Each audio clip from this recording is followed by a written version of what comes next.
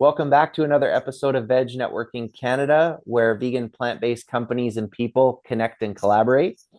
It's important to honor, acknowledge, and respect that many of us are located on the traditional, ancestral, and unceded territories of many Indigenous peoples of Canada. Today, we have a special guest with us. She has a background in computer science and graphic design and tech as a whole, championing easy access to plant-based food while traveling abroad. She's a brand builder and app developer, empowering users to discover the best of the vegan world smarter, faster, and more beautifully than ever before.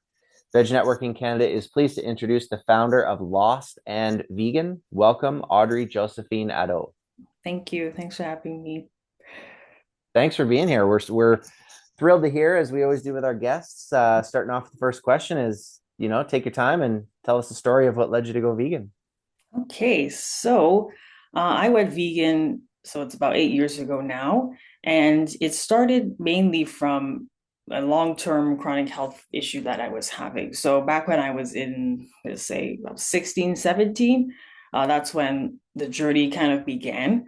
So I was battling basically for about, let's say, 5 years, in and out of doctor's appointments, surgeries as well. I had a health issue that I was dealing with. But I came across, first of all, a recommendation from a friend. She took me to this restaurant yeah, in downtown Toronto. It's called the Hogtown Vegan. And I just remember, I guess that was my first kind of dabble into vegan and plant-based food. And then also, this is kind of by mistake, but also my family's background is in West Africa again. And a lot of the dishes are, to be honest, I'm going to say 60% could be naturally vegan dishes as well. And I found that when I cut out certain things, it started to help me with this health journey and the issues that I was facing. And it happened to be that these things were mainly dairy and meat products. And then alongside that, just I started learning more about it. I think the thing that hit it for me the most was a documentary on Netflix. I'm sure maybe you guys have seen it, Game Changers. So I saw that documentary, and it kind of gave me a bit more detail as to what actually are the health benefits of a plant-based diet and what it can actually do for you. So that gave me more science background, more background from athletes, different people who have found that there are, physiological changes when they do go vegan. And, because I was dealing with the problem for a long time, I didn't really, there's no solution for my doctors, never really came to a proper conclusion as to how to really tackle this issue. But I did find that when I did switch my diet, that things really changed. And then also, I started to kind of change my perspective after getting a dog as well. Having a pet kind of changed my view on like eating meat and things like that, and how certain animals get a pass but certain don't, and what's the line. And so I kind of my perspective changed on that front and also the health front. So I kind of put these two things together and started going on a vegan journey. So I officially started when I was in, say, first year university. That's when I went 100%. So that was, yeah, I think my first, second year during university time, and I was on my own. So I had the chance to, like buy my groceries, buy those products I wanted to buy. I'm not at home. I'm not subject to like, what my parents might usually get in the orders and stuff like that. So I could do different dishes, learn things myself. I was also a baker as well. So I learned how to make desserts pretty close to the real, or you could say regular thing, on my own, and experimenting with different substitutes and different ways to make the dishes I liked, but I could make them, with different kinds of substitutes and still have a great meal, and I'm not compromising anything. So yeah, that's how it started for me. And since then it's been great. I find it's not as difficult as people make it seem it is. I find overall, like when I talk to people, they think it's so complicated, it's so extra. Like it's really not. It's actually very simple. You just have to, just know what you're doing, do your research, and there's so many different products these days compared to, back then. Every year I feel like there's different developments. So yeah, that's how it started for me. Yeah, it's like it's not complicated to not eat dog, and Yeah. it's not complicated to not wear dog, and Right. Right. so yeah. Mhm. Well, amazing friend to that you mentioned kind of like got you in and then or introduced you and um funny name. I haven't been to that restaurant Hogtown Vegan, but just the irony is funny. Yeah, And it's funny. And you it's mentioned goes a popular spot. yeah, I bet it is. Yeah. And you mentioned Ghana and West Africa. I remember when I was in Ethiopia in East Africa, same thing. It was like Mhm. 60% or if not more was Yeah. like, yeah, just naturally animal-free foods and Yep. just like wildly delicious. So Yeah. very cool. Thanks. And so switching gears from personal side of things, what is entrepreneurship to you? Mhm. What's your story in terms of being an entrepreneur and how does that unfold? Yes. So I'd say in terms of, the vegan journey and entrepreneurship, the idea started also during the university, like maybe post-university time as well. Because like when I started this new, lifestyle change, like I still continue to travel a lot. Like my family, we love to travel like once, twice a year to different places. I love going into the city. I love going downtown. At university, that was another city as well. I would always eat out with my friends after classes and stuff like that. But I found it was, yes, I could do research ahead of time and there were tools to help. But sometimes when we were out and maybe we're trying to pick a place, I just wanted a faster way to just like, where am I right now? Where can I just find a place, get directions to it? Also check if this restaurant, like what is it I can actually eat from their menu. So that idea was kind of in my head for a little bit, just based off my own, experiences. I kind of just wanted a tool like this. So then in was it 2024, I officially started actually working on it 100%. So whilst I was even working, like when I had my full-time job, I would still take time to start coding and developing the Lost and Vegan app, which is now out. We released it in so November 1st last year. And so this app it's a new way. I wanted a tool, and also just after meeting other, vegan friends along the way, I kind of discussed like, is there something maybe just a little bit of a different kind of tool, just so that when you're out or abroad, how can you on the go, like right where you are, actually get directions to the place you want to go? If it's a place you don't know, maybe you want to see, what do they have? Like, let's check out the menu before we go.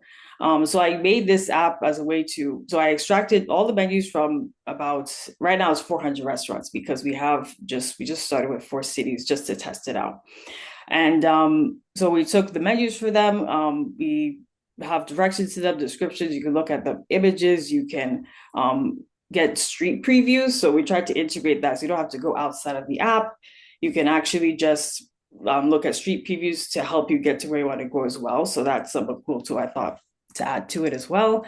And yeah, now the next phase of it also, I realized that the journey wasn't necessarily just about the app, because the whole brand Lost and Vegan is just to make things easier, break things down, provide like a fresh perspective on what, the vegan space, plant-based space can look like. So then after that, this January, we also released the magazine as well. So that was, I guess, this is also part of the entrepreneur journey, trying to release different products to open up the space and just provide a different modern take on what it can look like. Because I love reading Vogue, I love reading Vanity Fair, I love reading. I used to subscribe to Popular Science, so I wanted to combine those experiences and those things that I've seen into a new platform, but that shows it through a vegan lens instead.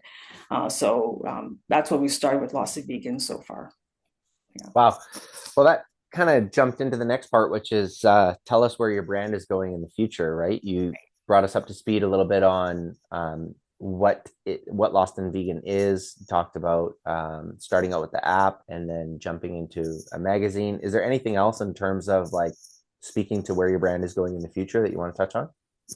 I think in the future, it's all about, because like for me, I found the biggest challenge was always like, is the way people look at it. I really wish people could understand that the vegan space, like in general, like when I speak to like non-vegans, it's always looked at like it's so weird. They're always ready with things to say like, oh, but is it plant-based milk bad for your health? And like there's always all this like mysticism around it. So the whole point of this brand is to debunk it, not just for the outsiders, but also like just to provide a different take on our part. So I hope, just delving more into lifestyle, different products, who knows, maybe like more home-based products and stuff like that. We'll see, but for now it's more media. So media through the app and the media through the magazine.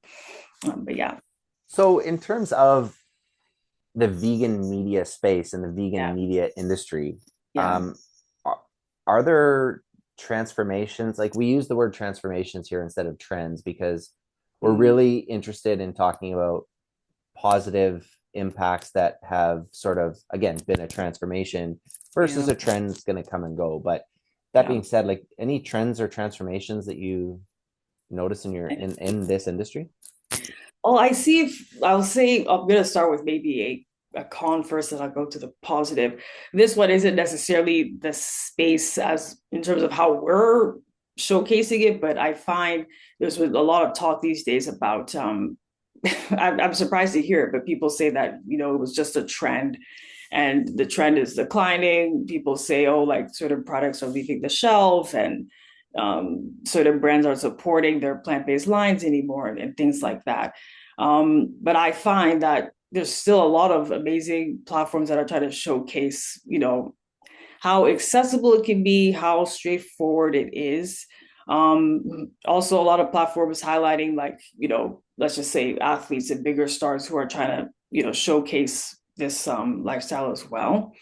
Um, I'd say I don't know. I feel like the direction is good. I feel like everyone's continuing to champion what it's about and what it stands for. But I would like if, it's not necessary. If you want to join, that's also up to you. But I think for the broader perspective, maybe it needs to shift a bit on how it looks to the outside, or how we not present it, but how it can be explained to the outside, such that they can take away all these myths. And we need to maybe spread it out a little bit more and help other people grasp it and understand it in ways that it can continue to be strong and not just be seen as a trend, like so that restaurants can continue to carry their menu options and people don't shut down and people don't have to stop their food brands for being carried in grocery stores. Like we need to kind of make it more solid on the outside as well. Mm-hmm, mm-hmm. We had a live question in the chat, and it's about the magazine. So the question is the magazine digital only, and do you accept pitches from companies that want to be featured? So right now it's actually print only, so it's the opposite. But we do, yes, accept pitches from companies that want to be featured, of course, because the whole point is to highlight what's happening in the space and where it's going and who are doing great things in the space already. So yes, definitely. So right now it's print. We are considering a digital version as well, like alongside the print subscription. So yeah. Well, that makes sense. It's going to, I think maybe I'm wrong, I don't know, but that there's been a moving away from print towards digital. But to your point about, you wanting to, are you enjoying reading Vogue and Vanity Fair and all that, like that tactile sensation that you get from actually reading a magazine versus something digitally, I guess is probably why you kind of started there. Yes, and also just for kind of like my point before about getting it like the concept of vegan and plant-based lifestyle out to people, because we're also distributing it as well. So we want it to like be as like everybody knows Vogue because it's everywhere. Like you go to the grocery store, it's in the rack. So we want to try and find different ways to kind of push the ideas and present it and have people understand it outside of just like, let's say, social media. Like let's bring it out a little bit more. Yeah. Yeah, and that makes a lot of sense, at least to me, because people are very hip to and keen to buy or recommend or gift like a cookbook, but what you're describing is like an offshoot of that in where people can. So that makes sense. Now, next question we have for folks, it might be something that they answer from what they're doing from the company level, from a personal level. Mhm. maybe something you've done in the past and or are looking to do in the future personally or professionally. And the question is around giving back. Commonly we think of charity as giving money, but we've had plenty of people talk about donating time or product or this or that. But with you, Audrey, and Lost and Vegan, what does giving back look like, or what does it mean? Yes, so for me, I have, I guess, more of my giving back background, I would say, is on the personal end. But also there is an example I can give with the company as well. So I guess I'll start on my background. So in terms of charitable, like I was a finalist for Miss Universe Canada in 2024. So that started my journey with a charity called SOS Children's Villages. So we worked with Dominican Republic, but then I continued to personally work with their location in Ghana, in Tema. That's one of the cities located there. So basically, at least once or twice a year, I do donations of either clothing or school supplies to the school there.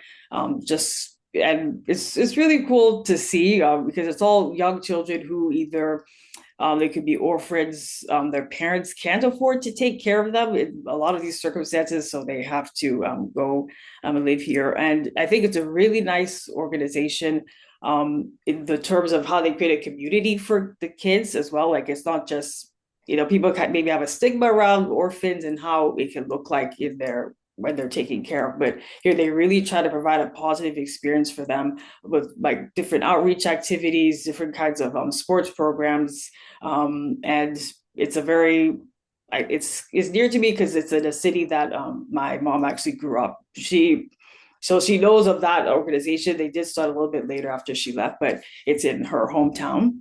So yeah, I continue to support SOS Children's Villages, and then on the other hand, with Lost and Vegan, the overall, you know, I guess idea behind it is to give back in terms of just sharing our knowledge, sharing our ideas, and sharing our perspective. Like the beginning, it was a lot about trying to help people find the best place in this city, or the best bakeries here, or the best hotels you could stay at, vegan friendly hotels. So we're just trying to inform people as much as we can about what's out there, highlight things that maybe people weren't thinking of as well. And yeah, I'd say that's kind of my two ends of giving back. Yeah. Well, that resonates with me again. Back to the reason that I was in Ethiopia was on a giving back adventure, charity adventure, and I remember passing out, yeah, like you said, like school supplies and things like that, and yeah, it's hard to explain how much it fills your cup, and it's I understand totally what you're saying too in terms of the community aspect of them all banding together, and it's like, oh, now they all have more tools and can all level up together. And when you Yes. see that in kids, whether it's in Africa or here around the corner from you, wherever, right? Like it's Yeah. very much like a universal language. Very Yes. cool. Very cool. So this is an interesting question for you because Lost and Vegan in and of itself is a resource for people. Yes. And that is our next question is like, what are some resources? Typically, the way that we frame it is, what are some resources that you can recommend to other entrepreneurs Mhm. and or people who are interested in veganism? And so, Lost and Vegan, feel free to touch more on that. You also Mhm. mentioned already Game Changers Mhm. as a resource for people. But yeah, what are some resources that you would recommend to maybe entrepreneurs and or people who are thinking about veganism? Right. Okay. So for entrepreneur side, I look a lot at different marketing pages and marketing podcasts. And also because I talk a lot about tech, but the graphic design background also comes from an arts background. I kind of have a double background, I guess. But so because of that, I'm always looking at different things that are more leaning towards fashion, and leaning towards like the very mainstream advertising route, and trying to see how I can bring some of that aesthetic into my brand as well. But in terms of very specific examples, I'd say there's a podcast called, I think, Socially. Oh, she's called Anastasia Stompel. She has very good marketing advice. And then another woman called Sammy Cohen. Yeah, that's her podcast. And she has really good case studies on like different situations with some of these really, really big companies. and also like celebrity brands as well. Like she'll delve into the stories of how it started, if they've been acquired, how did that story happen, where are they now, um, and I just find she gives a good perspective on like what's happening with current business, what's happened with past businesses, maybe why they failed, who's succeeding, and she touches on those points to help you basically take that into your own practice. So I really like those two, I'd say. And then resources for vegan or even like how to start. I'm trying to think of the places I went to the most. Obviously, yeah, like the documentaries that really changed my perspective. I think it's vegan. But I say Veg News is a good one. They always have really good tips on like the big things that are happening in terms of restaurant openings. Vegan food and living, I think, is the other one. They're a bit more on like I think the practical tips, like things you like, not so much on what's new and what's opening, but maybe more on things to take into your own life, like what's vegan and what's not. You know, just try to figure out like what is you can eat, what you can't eat. Um, Different tips on what to make. There's a vegan chef that I really like. Everyone's name is escaping me. But yeah, I'd say honestly, even if just look on I think Instagram, I search there and I find so many different types of resources that really help me. But yeah, start small and also check us out as well. We have tips on like, different health tips, fitness tips. Um, we did do a little mini series on like Vegan 101, like what to eat, what not to eat. What counts, what doesn't, where to start, different products that you can try as well. So yeah, those are my two tips, I'd say. Yeah, for sure. And not to put you on the spot too much or throw you a curveball, but do you have any, I don't know, tips or anything related maybe about around mindset, considering, at the beginning of the conversation, you opened up by telling everybody that there were some, pretty substantial hurdles for your health to overcome and everything like that. And there might, I don't know, there might be somebody listening who is in a similar position. And I'm just wondering if you have anything, resources, tips, anything like that around how you were able to come out the other side of that, if you would. Right. I'd say for me, it was just delving into like what made it practical for me was looking at, okay, what do I do now and what are just the slight things I could alter? Like this is in terms of maybe like the meals and just eating. So for example, especially because I used to bake, there's certain things I couldn't let go of. So I was like, how do I just turn this around and substitute things to make it more practical for me to do? So like I take my favorite meals, I check the ingredients, look up, it wasn't too difficult for most things are obvious. I think it's more of like packaged foods it could be tricky because there's things that are hiding within different ingredients that maybe might not be plant source. But like you can take your favorite meal, let's say, look at the ingredients, swap, see what you can swap out, and just experiment with different ingredients and which ones feel closest to maybe what's familiar to you. Um, and then also in terms of overcoming any hurdles, also just starting a bit more slowly. Like um, some people maybe they take it very aggressively. You don't have to go too aggressive. Like just start gradually to get used to it. Like maybe the first week you cut out a few things. The next week you kind of incrementally increase that. And what else? I don't. I think that's it. It's just finding what works for you. Also, just checking out the grocery store these days in the aisle. It's shocking that especially where I am like Loblaws, especially No Frills, they have basically a whole double section aisle of vegan products and health food products that you can try.